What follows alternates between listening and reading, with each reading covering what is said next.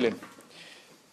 No soy pedagogo, pero sí tengo una sobrina exquisita que tiene 3 años y que para mí se la dejé de 3 meses, la vi nacer, la tomé en brazos a los minutos que nació. Para mí, o sea, fue una experiencia lo más cercana a la paternidad que he estado y todo a punto de desmayar, en fin.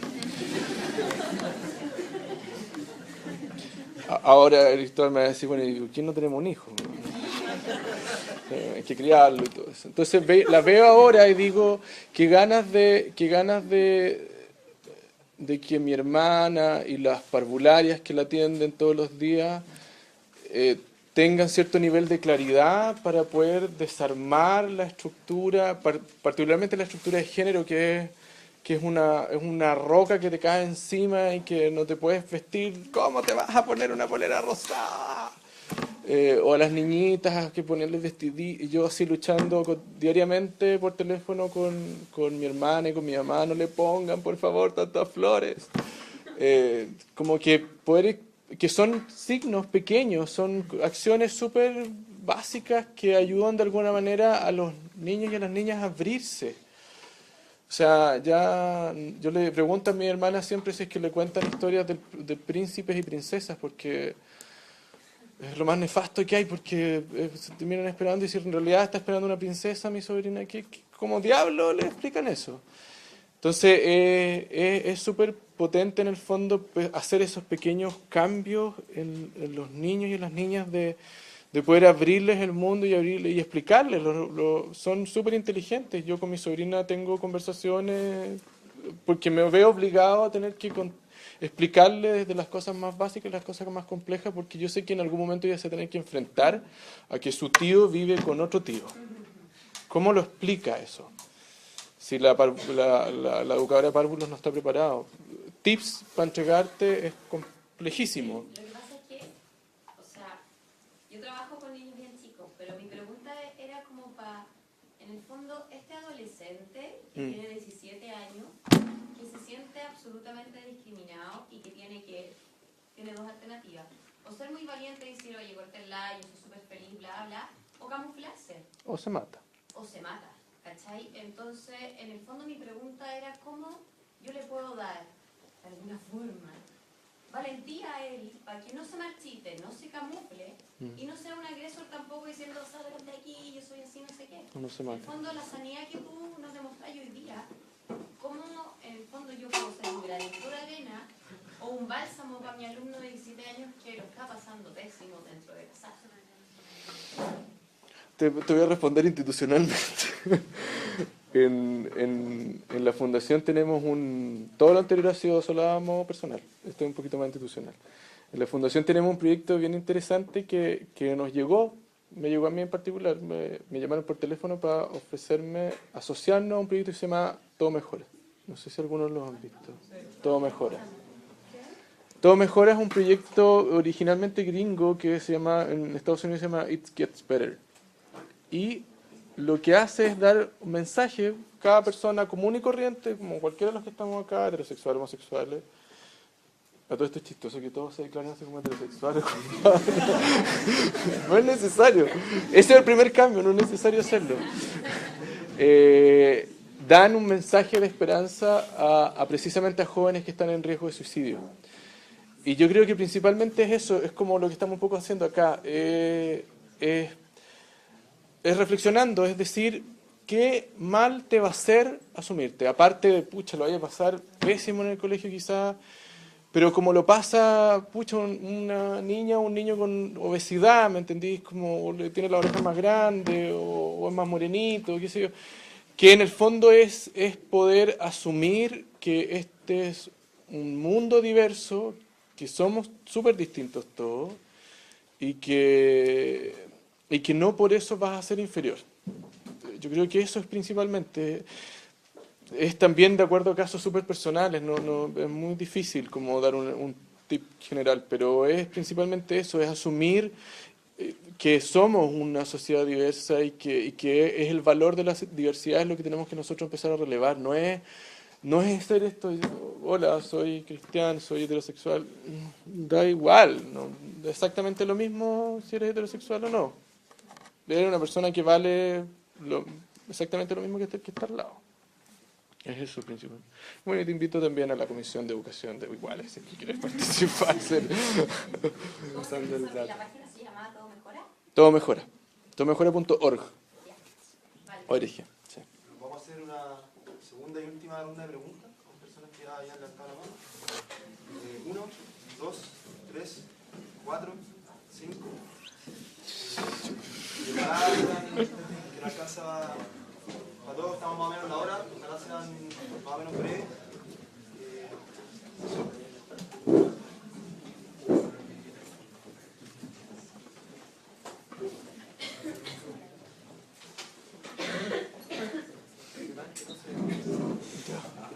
Hola, me voy. Claro. Ya. Un poco para tomar el tema que habíamos hablado, como ese como conflicto entre la regla y entre como la conciencia. Yo quiero tomar, sé que es un texto que es escrito en jesuita, que justo ahora no me acuerdo el nombre, pero hace unos años salió en la revista Mensaje como la diferencia del método entre la moral social y la moral sexual de la iglesia. Que básicamente, así de grandes rasgos, porque no hay mucho tiempo, la moral social, la iglesia propone ciertas directrices, ciertas posibilidades de acción a las personas, a los trabajadores, a los empresarios, pero les deja un rango de discernimiento, un rango de decidir en conciencia cómo llegar en el fondo a esa meta o a esas como directrices que plantea la moral social. Mientras que la moral sexual es sumamente prescriptiva, sumamente concreta y todo tiene como el mismo grado de gravedad. Entonces, uno de los métodos que podemos usar, yo creo que es como importante que también lo planteemos y que lo propongamos entre todos, es como cambiar el método y también nuevamente como estableciendo reglas, porque la iglesia las tiene, pero que dejen ese espacio de discernimiento y de espacio al laico para decir, porque en el fondo lo que decía en el fondo Miguel, si no es tratarnos un poco infantilmente, como sin hacernos cargo nosotros de también por qué creemos las cosas y por qué las defendemos. En ese sentido, el otro jueves en la universidad tuvimos como un debate entre creyentes, no creyentes, y me preguntaron en el fondo si a mí me sentía como coartada por la iglesia y mi libertad, si había algo que yo no estuviera de acuerdo y que me molestara. Y en el fondo lo que yo respondí es que uno acata, primero porque conozco la regla, después la entiendo, me informo, veo por qué es así, y luego adhiero. O sea, no es algo impuesto, sino que es una opción. Y si no adhiero, bueno, estoy acá.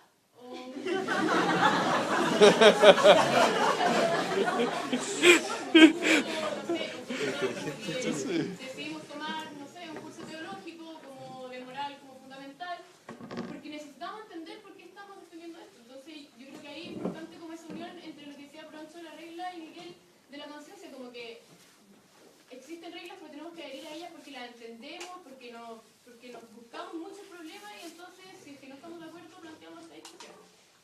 Y la pregunta aquí es como, hemos hablado mucho, la iglesia como que generalmente reacciona o responde a las críticas que se le hacen, pero no siento que desde la iglesia haya surgido una corriente o algo que proponga en el fondo, que proponga, ¿saben qué? Frente a este tema de la sexualidad queremos proponer este nuevo enfoque. En el fondo, mucho de lo que estaba hablando Miguel, yo creo que eso se debería hacer como, no sé si una corriente, pero como una propuesta formal a la iglesia.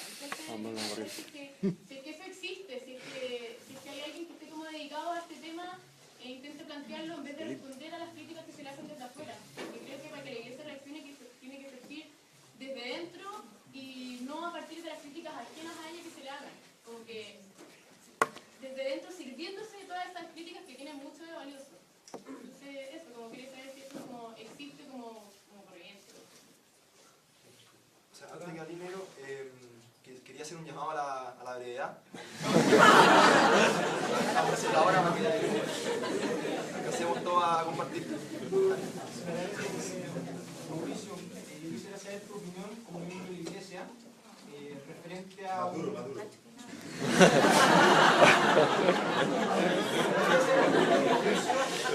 miembro de la iglesia referente a un tema o reflexión que ha sido constante en mi comunidad o grupo de amigos.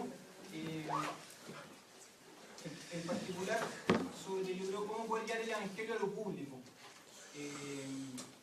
Sabiendo que Chile es un país muy tradicional y también sabiendo que muchas veces los estados han incurrido en errores referentes a sus mismos derechos civiles y en lo público, como por ejemplo la discriminación con los negros o los derechos civiles de la mujer para votar. ¿Cómo crees tú que se podría llevar el evangelio al momento de discutir temas tan públicos como por ejemplo la importancia del matrimonio? O sea, ¿qué sociedad queremos construir? ¿Qué sociedad queremos que sea Chile? Sabiendo cuáles son las complicaciones o los temas que siempre han sido recurrentes que generan los conflictos.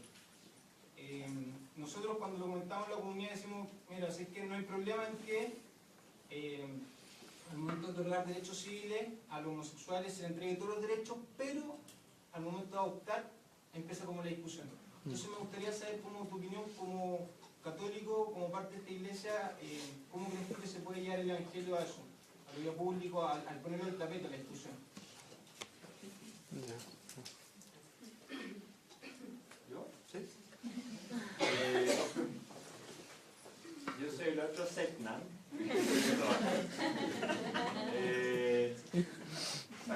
Salí de este colegio, estudié donde seguramente muchos de ustedes estudiaron. Mis papás son católicos, igual que los de ustedes. Y igual que el resto, voy a atacarte un poco, Miguel, porque me parece que en tu discurso igual hay como, o quizás lo dejáis tan amplio, como que en el fondo hay lugar para la violencia. ¿Y en qué sentido? Tú decís que no todos los homófobos son católicos, lo cual es absolutamente cierto. O sea, dudo que el Pato Core haya sido católico. Pero sí les da un discurso de fundamento a los homófobos. Y en ese sentido, cuando tú decís como que no importa lo que diga Medina, sí importa. Porque en el fondo les da fundamento a los que sí pegan para que sigan pegando. Entonces cuando a mí me pasa algo parecido a la Carmen, encuentro como violento que tú lleguéis y nos digáis como, ya, pero si eso no es tema. Si es obvio que en este círculo no es tema, o sea, obvio. Pero fuera de este círculo de iluminados, digamos, hay una sociedad que sí está escuchando, porque no todos tenemos el mismo grado de educación, sí está escuchando lo que dicen los curas, y lo que le llega a esa persona es Medina, y no le llega una declaración de Sati en el sentido contrario. ¿Cachai? Entonces, ese como neutralidad que dejáis es algo que a mí me violenta porque en el fondo a mis compañeros suena como algo... Como partido, no es un partido. Al lobby gay, digamos.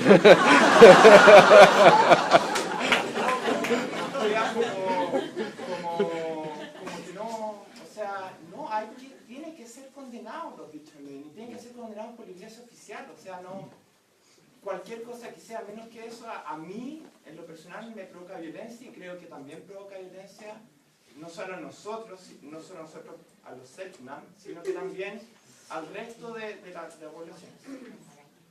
Y 2 segundos más, en el fondo yo creo que los homosexuales en ese sentido tenemos como, somos como un signo de esperanza.